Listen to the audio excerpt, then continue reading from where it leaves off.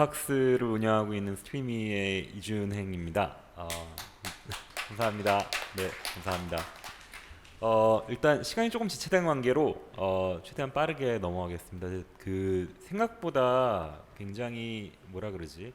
개념 정의들이 뭐 블록체인이 뭐 무슨 보안 기술이다 이런 정의도 있고 굉장히 전문적인 단어들만 난무해 있어서 투자하시는 분들이 어떻게 보면은 가장 핵심적인 부분들, 핵심적인 개념 정리가 안 된 상태에서 투자를 하시다 보니까 그 호도될 수 있는 리스크가 굉장히 많은 높은 그런 투자 자산군인 것 같습니다. 그런 부분들을 이제 유의해서 아주 간략하게 어떤 핵심적인 부분들만 정리해서 설명드리도록 하겠습니다.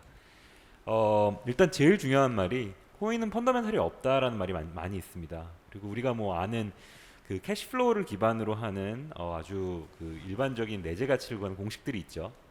보통 주식은 그 배당이 내재 가치의 어떤 근원이고, 채권은 일드, 부동산은 렌트, 그리고 뭐 상품은 캐시플로우는 그 커머디티는 캐시플로우가 발생하지 않지만 그 유틸리티 그 효용을 갖고 우리가 내재 가치가 있다라고 얘기를 합니다.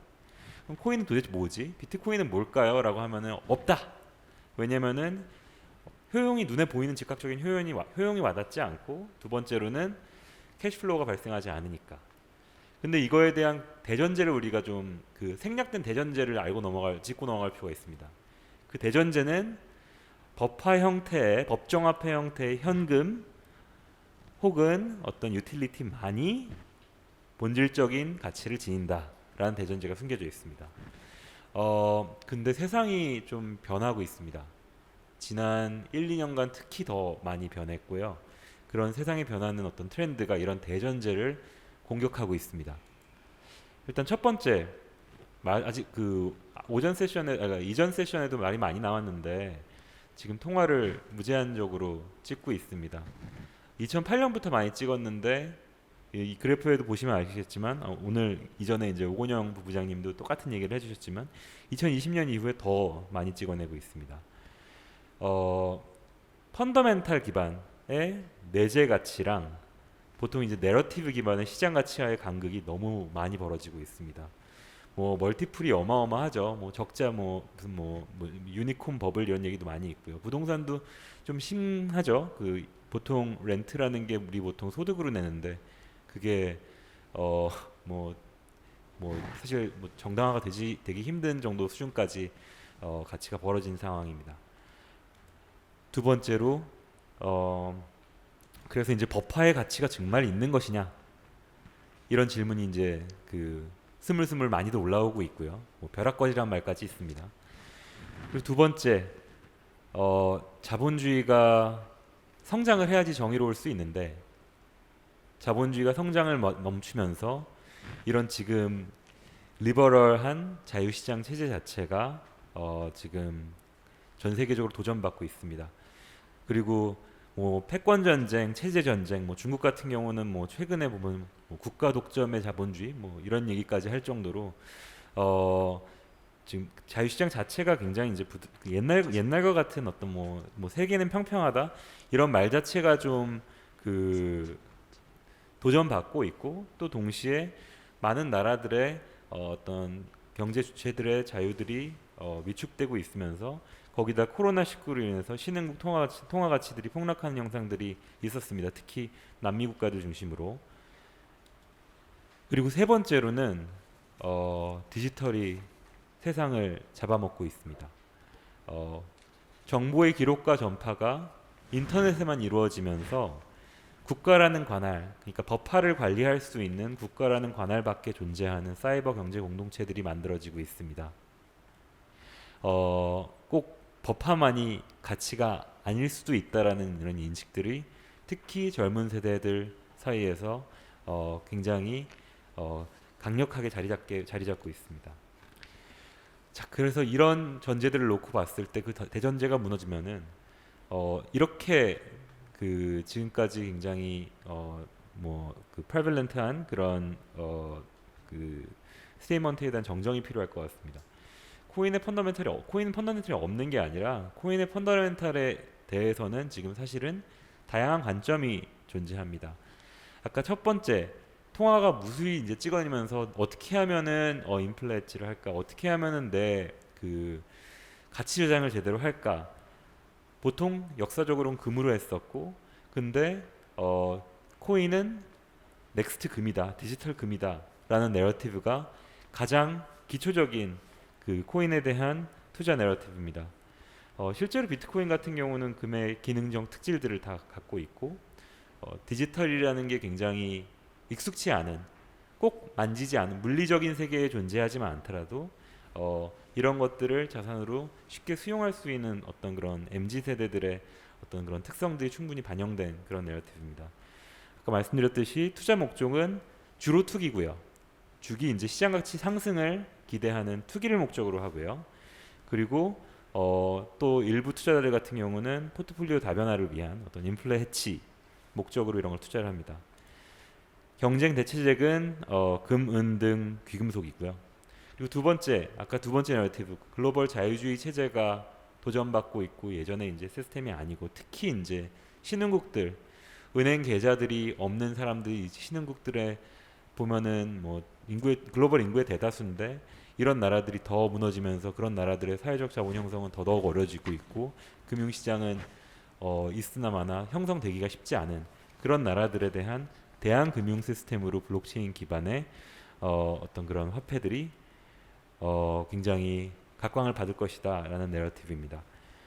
기본적으로 블록체인 기반 금융 시스템과 블록체인에서 돌아오는 어떤 인터넷 은행망이 인트라넷이면은 블록체인은 금융 인터넷이고 거기에 지금까지 US 달러 같은 것들 법화들이 정산하는 어떤 그런 돈의 기본 단위였다라고 하면은 암호화폐가 정산의 기본 단위가 되어 있습니다. 주로 내러티브는 국가의 검열이라든지 통제의 자유로운 어떤 그런 장점을 갖고 있는 금융 시스템이면서 인터넷 기반 금융 인프라의 연료 역할을 하는 것이 코인이다라는 내러티브가 그 요고요.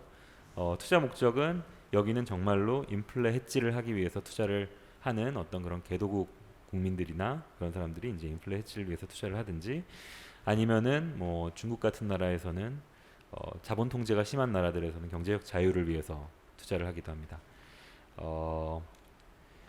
경쟁 제재들은 대체제는 개도국 화폐고요. 그리고 이제 세 번째 내러티브가 아까 말씀드린 어떤 디지털 경제의 기축통화 같은 역할입니다. 메타버스 등 어떤 디지털 경제에 가장 잘 어울리는 프로그래밍이 가능한 통화 체계입니다. 이거는 그 인트라넷 기반의 법화 대비 인터넷 기반의 이런 코인이 훨씬 더 네이티브한 그런 통화 체계입니다. 보통 이런 데 투자하는 목적은 그 메타버스가 됐건 게임이 됐건 어떤 그 디지털 경제 공동체 안에서 소비를 하기 위한 투자가 있고요. 아니면 이제 벤처 투자하듯이 그 생태계에 투자하듯이 그 디지털 경제 생태계에 투자하는 초기 투자 형태의 이제 투자가 있습니다. 일반적으로 우리가 딱 떠올리기 쉬운 경쟁제들은 게임머니나 어떤 포인트, 옛날에 뭐 도토리 같은 싸이월드 도토리 같은 그런 개념이라고 보시면 됩니다.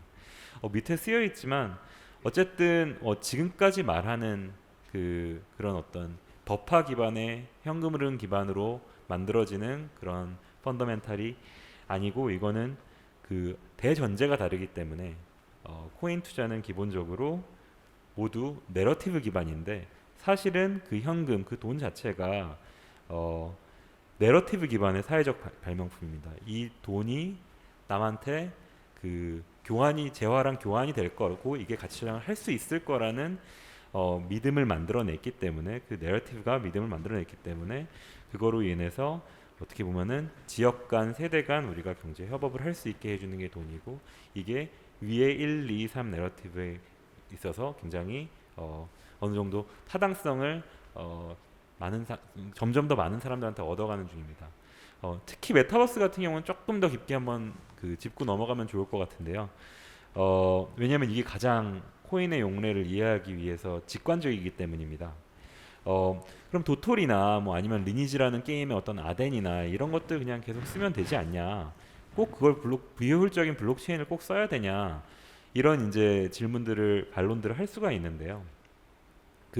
아주 쉽게 요약을 하면은 리니지나 이제 뭐 아니면 로블록스나 이런 데서 지금 쓰여져 있는 경제 시스템이나 거버넌스 시스템은 중국식이고요. 중국 공산주의랑 똑같은 거고, 블록체인 코인 기반의 메타버스 플랫폼은 미국이나 자유주의 시스템이랑 똑같다고 보면 될 것 같습니다. 첫 번째로 운영 주체입니다. 회사가 1인 하나의 회사가 혹은 뭐 많아봤자 컨소시엄한 어떤 뭐 출자한 회사가 운영을 하는 게 일반적이죠. 어, 근데 블록체인 기반에는 토큰 형태로 플랫폼 지분을 갖고 있는 다수의 개인 혹은 법인들이 이걸 운영을 하는 주체가 되는 거고요. 그 다음에 이 소유권은 실제로 개인이 소유권을 갖고 있습니다. 그 리니지나 아니면 뭐 로블록스나 이런 데는 운영사들이 사실상 렌트를 해주는 거랑 똑같습니다. 중국에서 부동산을 실제로 소유권을 허락하지 않지만 뭐 100년짜리 임대를 해주는 거랑 똑같은 개념입니다. 언제든지 몰수할 수 있습니다. 하지만 코인으로 다루면 그러지 않습니다. 비밀키를 갖고 있는 사람이 소유를 하게 돼 있고요. 규칙 제정도 운영사가 임의적으로 제정하고 개정이 가능한데 블록체인 기반으로 했을 때는 미리 특히 이제 내가 거기서 소유하는 내가 메타버스 안에서 소유하고 향유하는 나의 어떤 나의 소유, 나의 재산, 이 모든 것들이 가치 있다고 여겨지는 것들 관해서는 미리 정해진 룰에 따라서 투표위에서 개정될 수밖에 없습니다. 그렇기 때문에 데이터 호환성조차도 열려 있습니다.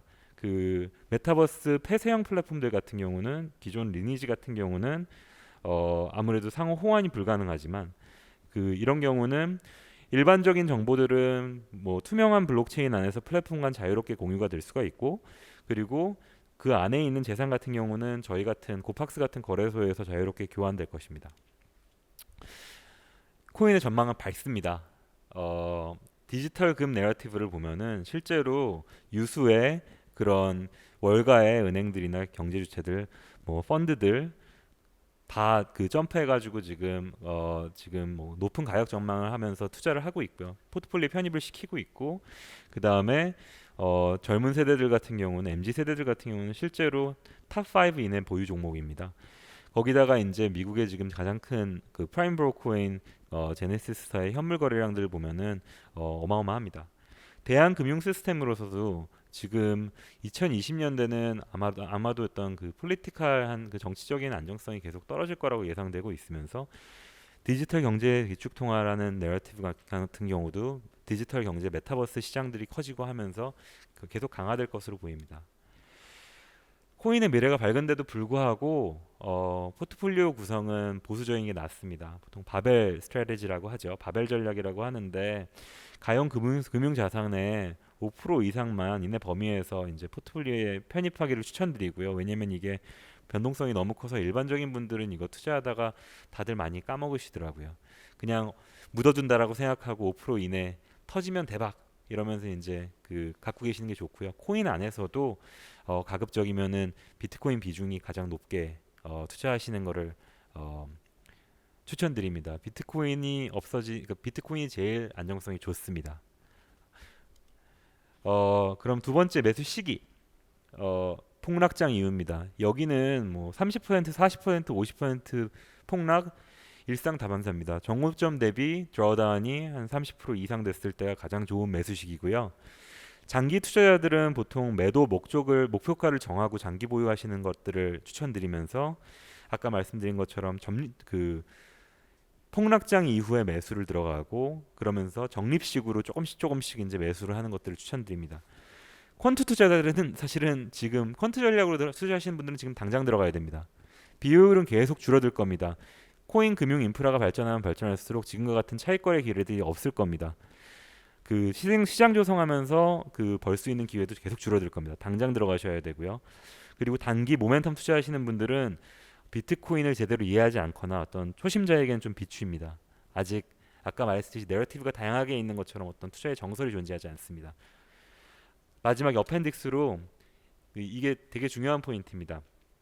비트코인이 대장주입니다. 비트코인을 이해를 하는 게 제일 중요합니다. 어떤 기술이라든지 이런 거에 현혹되면 안 되고요. 비트코인의 움직임을 이용하고 비트코인과 알트코인 간의 상관관계를 이해할 수 있을 때 좀 더 고높은 어떤 그런 알트코인들의 고위험의 알트코인들 투자를 진행하시는 게 좋고요. 좀 시간이 길어져서 이제 자세한 설명들은 여기서 생략하겠지만 이렇게 뭐 대충 보시면 될 것 같습니다. 강남 부동산이 이렇게 딱 올라가면은 보통 그 주변에 어떻게 보면 투기성이 있는 그 주변 지역 부동산들이 더 많이 올라갔다가 하락장에는 강남 부동산은 거의 안 조금 떨어지거나 아니면 거의 안 떨어지는데 그 주변부 부동산은 엄청 떨어지는 것처럼 더 많이 낙폭이 큰 것처럼 비트코인과 그 외의 코인들 간의 상관관계도 대충 그런 그림을 그린다라고 이해하시면 될 것 같습니다. 예, 이상입니다. 네. 네, 고맙습니다. 사실은 이 코인 시장에 대해서는 아직 대중화되어 있는 부분은 아니기 때문에 뭐 지금 현재 투자자들이 한 600만 명 된다고 그런 이야기가 있긴 합니다만은 그보다는 어쨌든 주식이나 이러한 시장 같이 완전한 어떤 시스템을 갖추고 있는 시장이 아니기 때문에 역시 주의는 필요합니다. 이미 질문이 들어온 그 사항 중에서도 매수는 언제 하는 것이 좋겠느냐 하는 질문도 있었고 또 현금 보유 비중을 얼마나 어떻게 가져가야 되느냐 하는 그런 질문이 있었는데 말씀 중에 답은 다 나온 것 같습니다. 5% 이내에서 했으면 좋겠다 하는 얘기고 그리고 시기에 대해서도 말씀을 해 주셨습니다. 뭐 폭락장 하에서 그리고 단기 투자를 목적으로 하는 분들은 좀 투자를 지양해라 이런 말씀이 계셨습니다. 좀 시간이 많지가 않아서 이제 가장 또 관심이 많은 부분이 부동산 부분입니다. 이 앞으로 부동산은 오르느냐 떨어지느냐 많은 질문이 와 있습니다. 따라서 이 부분에 대해서 좀 더 구체적으로 현장에 계신 분이니까 현장에 계신 우리 한국자산관리연구원 고종환 원장님께 다른 것보다도 지금 정부가 발표한 그 3기 신도시서부터 GTX 그 연관 지역까지 많은 부문에 대한 그 관심들이 많습니다. 그 부문에 대한 설명을 좀 집중적으로 해서 한 10분 이내에 좀 네. 시간을 맞춰 주셨으면 합니다.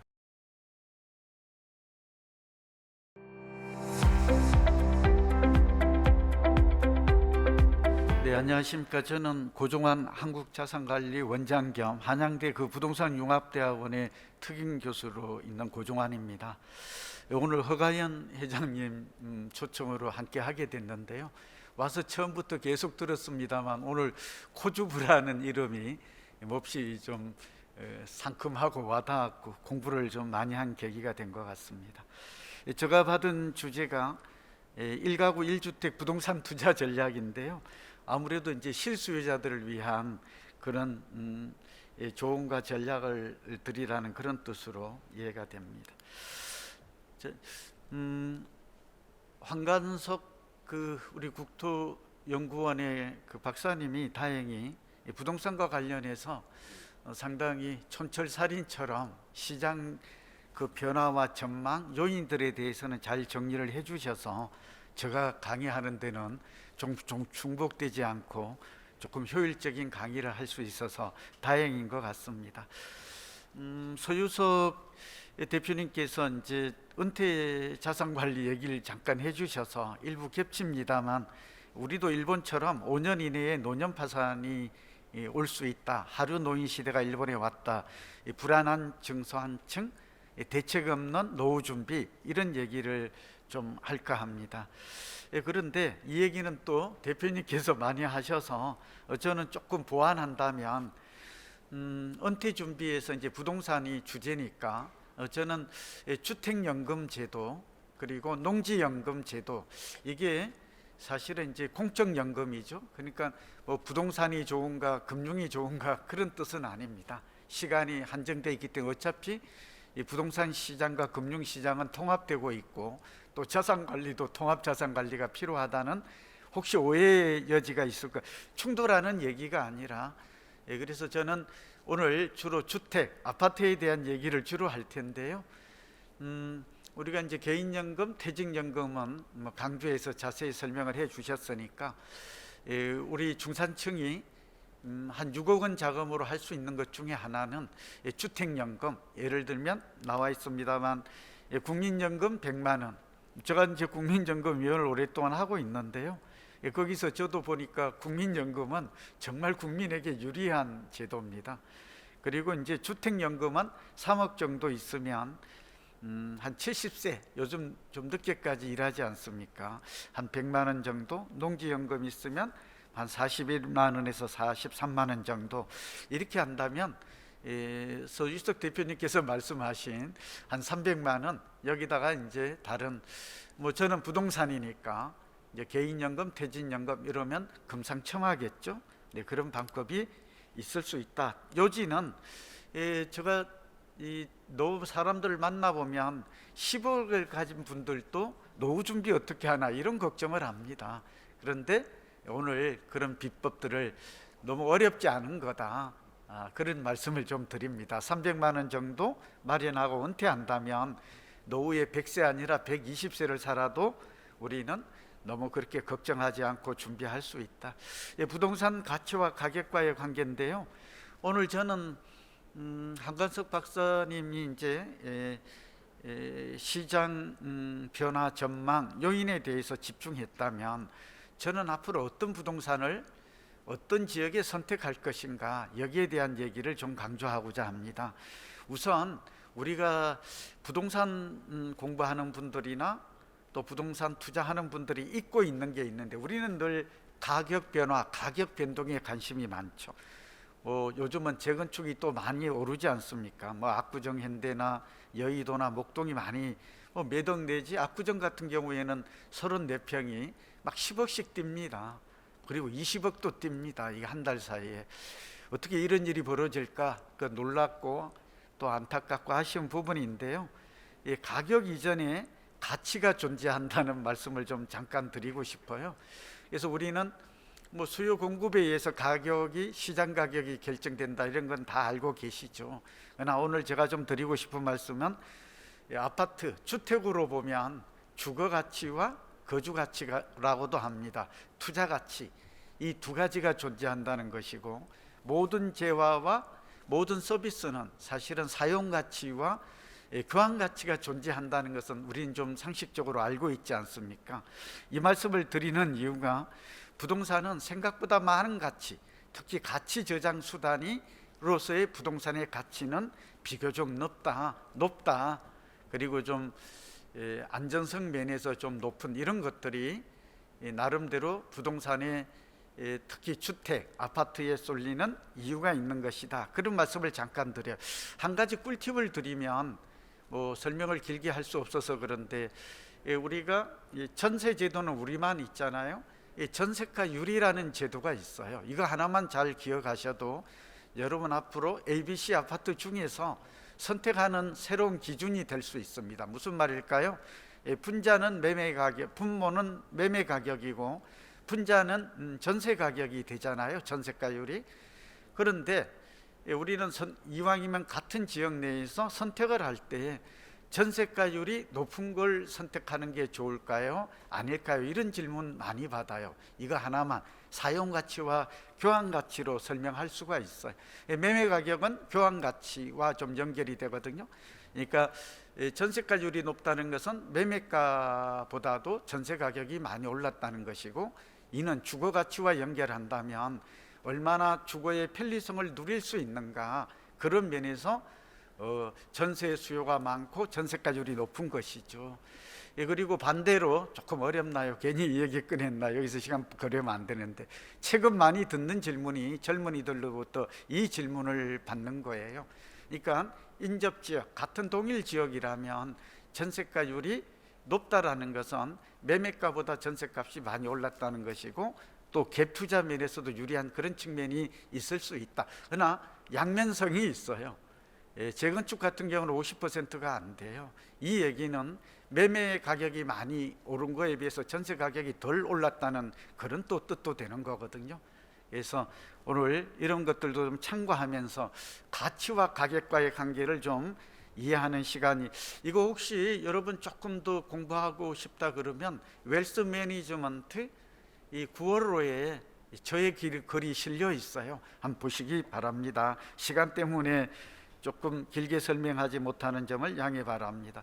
그리고 내재 가치와 미래 가치인데, 부동산은 토지와 건물로 구성이 되어 있거든요. 누구나 다 아는 사실이죠. 그런데 이 내재 가치란 말이 부동산에는 그렇게 쓰이지 않아요. 금융과 주식과 달리 이 내재 가치는 토지 가치로 이해하시면 좋을 것 같아요. 그리고 현재 가치라는 말을 많이 쓰는데, 이거는 미래 가치의 반대말이에요. 오늘 굉장히 하고 싶은 얘기인데, 무슨 말일까요?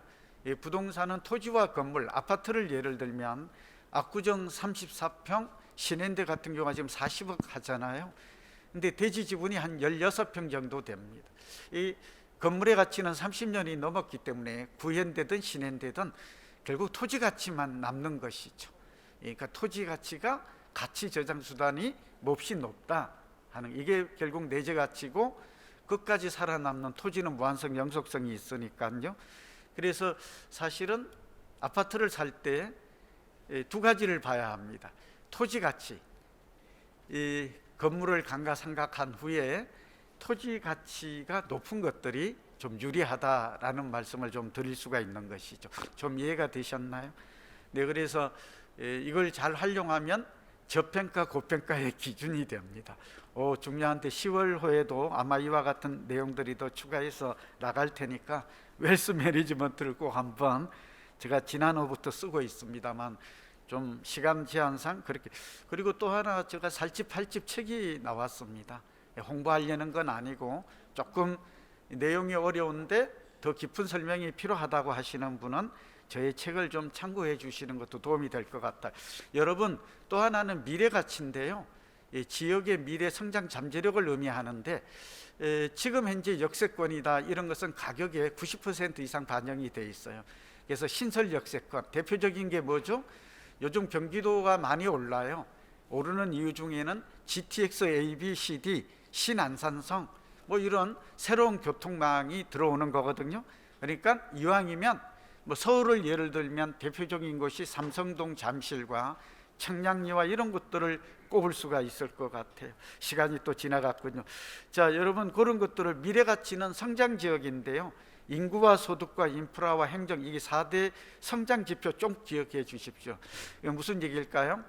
황 박사님도 설명하셨지만 인구 증가, 소득 증가 요인이죠. 인프라, 교통이나 문화나 산업이나 상업, 커머스, 이런 또 행정계획, 재건축, 재개발이 대표적인데요. 하여튼 내재 가치와 미래 가치가 높은 그런 부동산이 투자 가치가 높다. 땅값이 오르면 집값이 오른다. 전세 가격이 오르면 집값이, 전세 가격이 임대료니까 그런 말을 드립니다.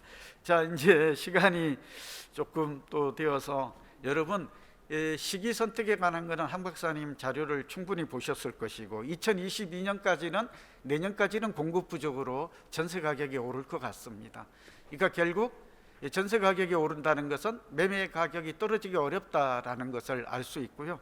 다만 한 가지 변수는 대선 변수입니다.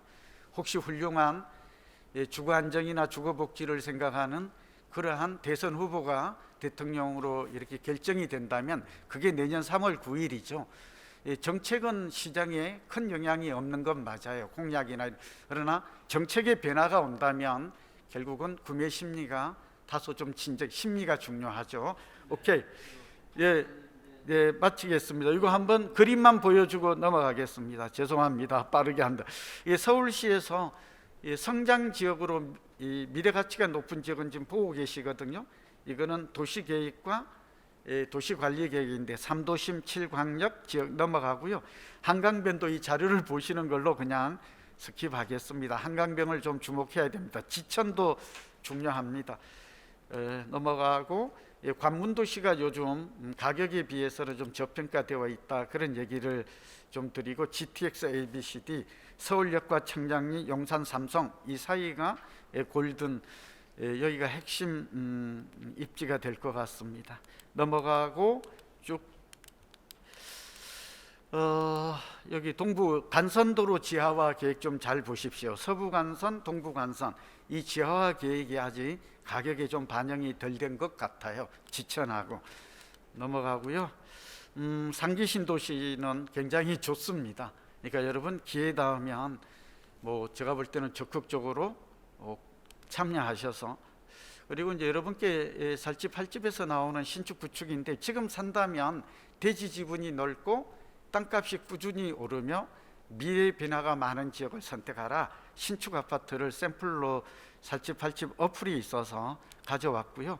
구축 아파트가 비교적 조금 덜 오른 편이다, 내재 가치 면에서 좀 높다, 저평가되어 있다, 그런 말씀을 드립니다. 재건축까지. 이상입니다. 시간을 끌어서 죄송합니다. 감사합니다.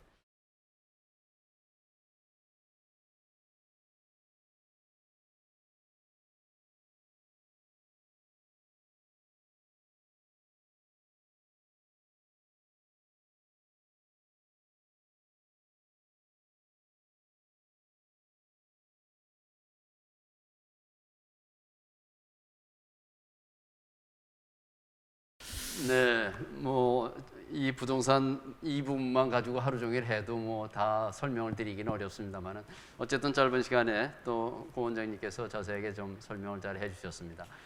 우선 그동안 질문 받은 내용하고 그러한 내용들을 종합을 해서 우선 그 플로어에 있는 기자들께 몇 질문을 좀 받아보도록 하겠습니다. 먼저 그 플로어에 있는 기자분들 질문하실 분 먼저 지금 바로 해주시죠. 네, 안녕하세요. 한국금융신문 홍승빈 기자입니다. 저는 김승주 교수님께 질문하겠습니다. 암호화폐 거래에 있어서 가장 선제돼야 하는 것 중 하나가 바로 투자자 보호라고 생각합니다. 지금 국내 가상자산 시장은 제도화 과정에서 투자자 보호에 있어 다소 부족한 점이 많다고 생각합니다. 암호화폐 투자자들을 보호하기 위해 금융당국과 가상자산 거래소들이 앞으로 어떤 점에 중점을 두고 각자의 역할을 수행해야 한다고 생각하시는지 궁금합니다. 네, 뭐저 간단하게 네. 답변을 해주시죠. 그러니까 뭐 투자자 보호다 뭐 그러면 자꾸 정부 보고 대책 내놔라 뭐 이렇게 얘기가 많이 나오는데 저는 일단은 미국도 그렇고 유럽도 그렇고 뭐 우리나라도 그렇고 투자할 때 고위험도 상품이니까 조심하십시오 이런 경고 메시지는 계속 나왔던 것 같고요. 그리고 여러 가지 어떤 정부가 내놓는 제재보다는 시장 원리에 따라서 동작하는 게 맞다라고 봅니다. 예? 그래서 그러려면 일단 시장 어떤 투자자들 보호가 되려면 그런 의미에서 정부 대책보다는 일단 거래소가 조금 움직여줄 필요가 있고요. 일단은 제일 급선무인 것은 거래소가 상장 폐지 기준을 조금은 더 명확하게 투자자들한테 알릴 필요가 있다고 봅니다. 그게 일단 선제 조건이 돼서 불량 코인들이 걸러지고 나면 그 다음에 여러 가지 뭐 활성화 대책이라든가 필요한 정부 대책이 후속 조치로 이어질 수 있지 않을까 그렇게 생각합니다. 네, 사실은 뭐 소비자 투자자 보호와 관련돼 있는 문제는 모든 부문에서 다 관심이 많은 부분이기 때문에 이 부분도 지속적인 연구가 필요하리라고 생각을 합니다. 또 다른 분 질문 있으면 질문 받겠습니다. 네, 안녕하세요. 한국금융신문 한아란 기자입니다. 오건영 부부장님께 질문 드리겠습니다. 연준의 테이퍼링이 진행된다고 하더라도 학습 효과, 선반영 효과로 과거와 같이 금융시장에 큰 파장이 있을 가능성이 낮다는 관측이 나오는데요. 그럼에도 선제적으로 금리를 인상한 일부 국가를 제외하고 대부분 취약 신흥국들은 테이퍼링에 따른 자금 유출 가능성이 우려되고 있습니다. 부부장님께서는 신흥국들의 자금 유출이 현실화된다면 물론 국가별로 상이하겠지만 그 강도와 기간에 대해 대체적으로 어떻게 전망하고 계신지 궁금합니다. 또 지금부터 미국 중심의 자산 배분 전략을 취해야 할 것인지 신흥국 자산 가격 급락 시 투자 기회로 활용해도 좋을지 관련해 어떤 시각을 갖고 계시는지 말씀 부탁드리겠습니다. 네, 일단 신흥국에 대해서 우리가 정의하는 게 되게 여러 가지로 정의가 되어야 될 것 같아요. 우리나라 예를 들어 한국 같은 경우는 신흥국이냐 이제 이런 이슈들도 많이 있고 저도 최근에 질문 받을 때 사실 작은 신흥국들에 대한 질문보다는 우리나라 증시에 대한 말씀을 해주시는 경우가 되게 많습니다. 첫째 하나 말씀드리면 이번 테이퍼링이 과거의 테이퍼링과 다른 가장 큰 점은요. 제가 생각할 땐 이 부분이 제일 중요한 것 같습니다. 한번 해봤다라는 겁니다. 2013년도의 테이퍼링은 경험이 없는 상태에서 맞았던 거고요. 이번에 테이퍼링 같은 경우는 사실상 한 번의 경험을 갖고서 이제 맞이하는 거죠.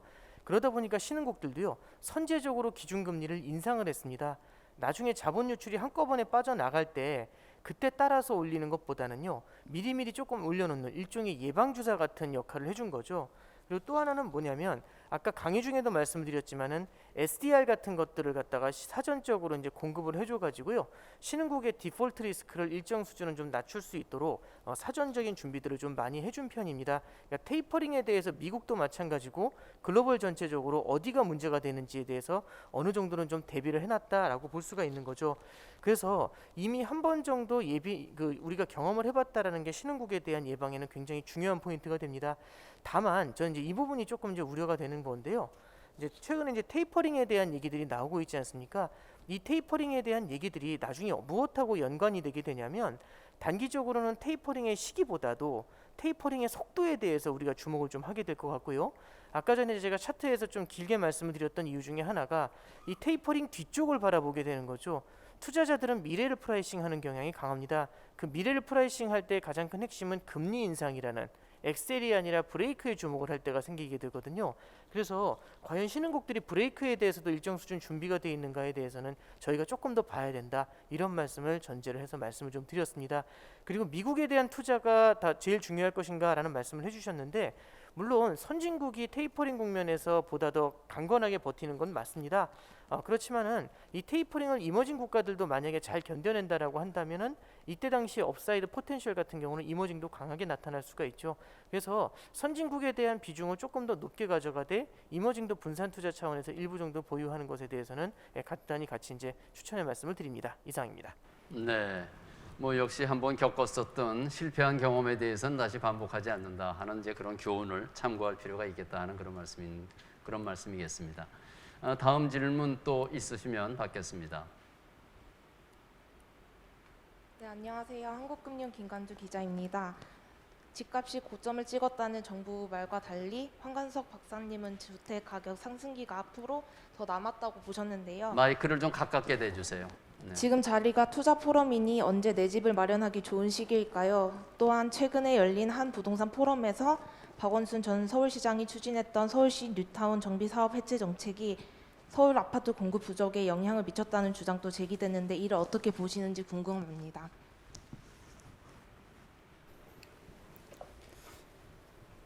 네, 집값이 고점 논란이 이렇게 많이 있습니다. 근데 이제 고점은 이제 지나봐야 알 수 있는 그런 거고요. 근데 이제 우리가 이제 집을 뭐 투기 목적으로만 한다면은 그 매수 시기가 중요하잖아요. 왜냐면 쌀 때 샀다가 비쌀 때 팔아야 되는데, 근데 실거주 목적이면은 뭐 중간에 집값이 떨어져도 또 오르게 되어 있잖아요. 또 이제 자가라는 또 안정적인 환경에서 또 이제 거주할 수 있기 때문에 물론 이제 감당할 수 있는 게 중요하죠. 왜냐면은 이제 집값이 떨어질 수도 있고 금리가 오를 수도 있는데, 그러면은 이제 그 감당이 안 되면은 집을 팔고 싶어도 시장이 안 좋으면 못 팔잖아요. 또 하우스 푸어가 될 수도 있고, 그러니까 내 예산에 뭐 맞는다면은 뭐 이렇게 집을 살 수 있고, 또 분양 시장이 또 재고보다는 또 싸잖아요. 그러면은 이제 무주택자라면은 뭐 신혼 부부라든지 좀 이렇게 저렴한 곳을 충분히 살 수 있을 것 같습니다. 그래서 꼭 내 집 마련 시기가 언제냐고 이렇게 묻기보다는 이제 여력이 됐을 때 이제 필요한 곳에 집을 사시면은 좋을 것 같다, 이렇게 말씀을 드리고, 그리고 이제 그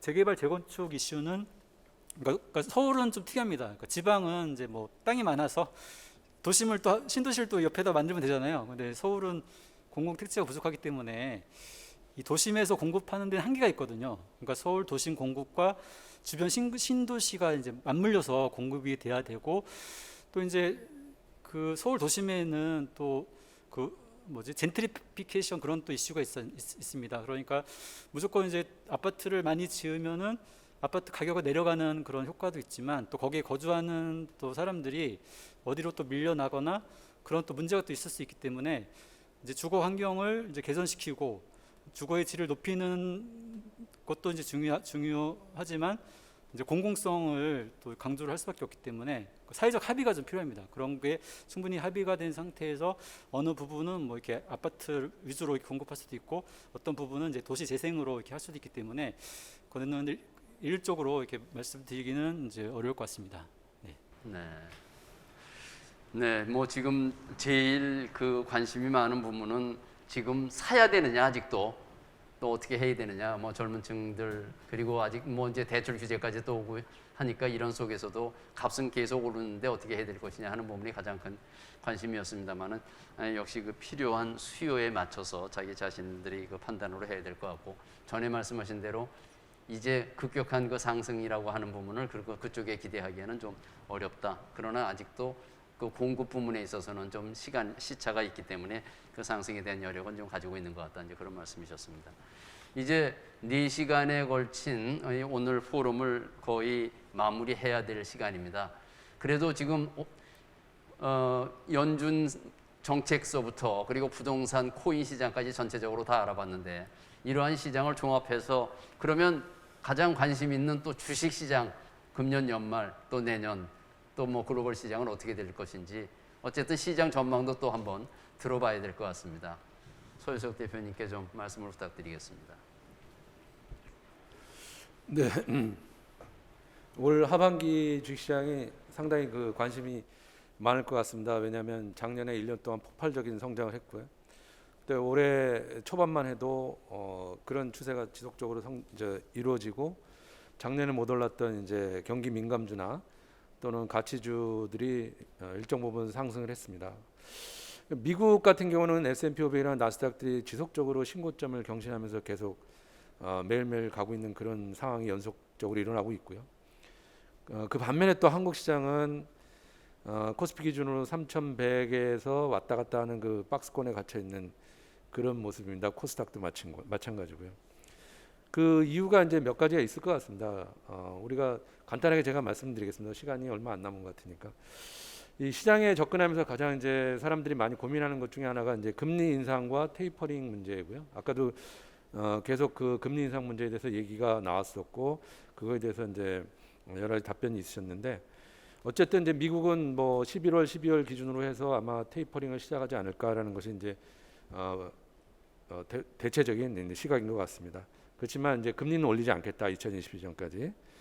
반면 이제 신흥국들은 지금 금리를 올리고 있습니다. 브라질이나 터키, 러시아 같은 데는 이미 올렸고요. 또 저희 같은 경우도 이번에 이제 0.5에서 0.75로 25bp 올렸는데 지금 뭐 가계부채 문제라든가 이런 문제 때문에 저희 생각에는 올해도 한 차례 더 인상하지 않을까라는 생각을 강하게 갖고 있고요. 그다음에 이제 테이퍼링과 금리 인상과 더불어서 이제 경기 고점 문제가 이제 항상 논란이 됩니다. 그래서 저희도 지난 연도에 이제 올해 시장을 예측할 때 상고하저라는 그런 개념을 많이 썼었는데 사실은 이제 그런 부분이 현실화되고 있는 것들이 뭐냐면 2분기 내지 3분기에 경기 고점을 통과할 것이다라는 얘기들이 우리 시장뿐만이 아니고 미국 시장을 통해서도 그런 것들이 얘기가 많이 나오고 있습니다. 그렇기도 하고 그다음에 작년에 워낙 안 좋았기 때문에 작년 대비해서 성장률, 이익 성장률 이런 측면이 이제 기저 효과가 많이 사라진 거죠. 그래서 그런 측면도 있고, 근데 이제 그나마 이제 한국 코스피에 상장되어 있는 기업들 같은 경우는 이익 성장률이 굉장히 좋습니다. 이제 올해도 마찬가지고 신흥국 중에서는 아마 2022년도에도 이익 성장률이 나타나는 나라는 우리 한국이 유일하다고 합니다. 그리고 지금 연초에 퍼가 14.5배에서 지금 현재 11배로 지금 낮춰져 있고요. 그다음에 3,000포인트 근처라 그러면 지금 이익 성장하는 거에 비해서 퍼는 한 10 정도 수준에 머물고 있습니다. 그래서 결코 그 고평가되어 있는 시장이 아니죠. 그다음에 이제 델타 변이가 확산되는 거에 대한 이제 두려움이 많을 것 같습니다. 그것 때문에 또 락다운이 된다든가 이런 이제 우려를 많이 하실 수밖에 없는데 지금 뭐 백신 문제는 이제 많이 집단 면역 쪽으로 가고 있는 것 같고 그다음에 이제 치료제 개발이 가시화되는 것 같습니다. 그래서 머크나 화이자 같은 경우에 올 하반기에는 이제 거의 이제 치료제를 내지 않을까라는 생각이 듭니다. 그래서 좀 더 이제 그럼 어디에 투자할 건가에 대해서 제가 간략하게 말씀을 드리면 저는 단적으로 우리가 장기적으로 혁신할 수 있는 기업, 성장할 수 있는 기업에 투자해야 된다는 걸 말씀드리고 싶고요. 그 대표적인 것이 이제 반도체 또는 이제 2차 전지 또는 바이오, 자율주행 또는 이제 수소 등 이제 그 대체 에너지죠, 재생 에너지죠. 이런 쪽을 좀 집중적으로 관심을 갖고 계시면 단기적으로 좀 등락이 있더라도 결국은 우리 생활과 혁신을 같이 하면서 계속 지속적으로 성장할 수 있는 분야다. 그래서 그런 쪽에 투자하는 그런 상품들을 많이 관심 가져주시길 부탁드리겠습니다. 감사합니다. 네.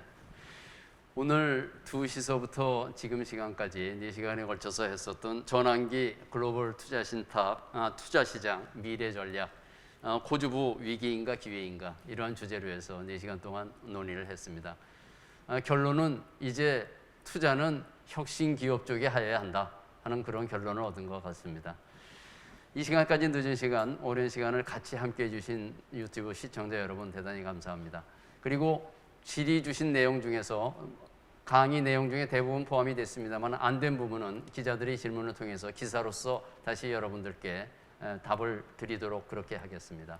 오늘 참여해 주신 여러분 대단히 감사합니다. 고맙습니다.